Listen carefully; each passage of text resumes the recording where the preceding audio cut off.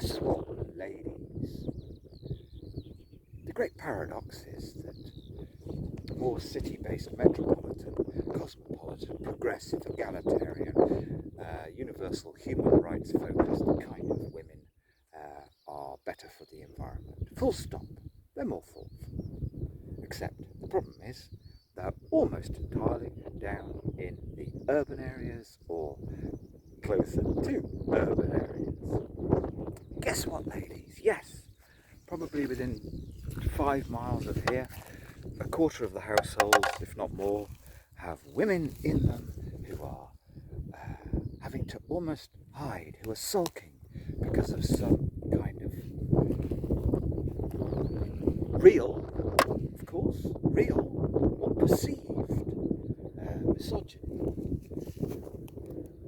Now, the reality is all your university educated humanities, which I completely approved of in the 80s and on. It's the answer to everything. I'm not being cynical. It's for metropolitan areas. The emotional intelligence, the openness, which are the key to everything. Yes, we know that. They didn't really come out here. And the culture is, even of those who went to such places, they revert to the sort of, well, it's actually in Edith Wharton, Ethan Frome kind of stuff. But guess what?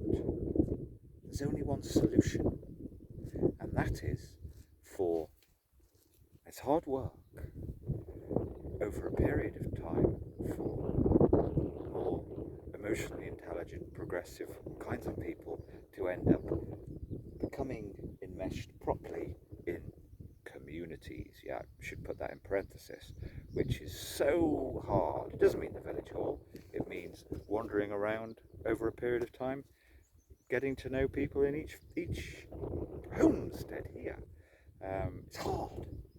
It'll go wrong. But gradually having a few more people around who do speak the language of emotional intelligence without being too high and mighty and fancy-pantsy. That's the only way your environment actually is protected. And I've dedicated 5 years of my life to sort of exploring this. Anyway, end of. But that's the only way. Otherwise, you end up with what happens, which is supposedly, I mean, I'm so sick, you even hear it round here, this language of gender politics, you know, speaking of misogyny, etc., etc., etc. It's just so, it's not the answer.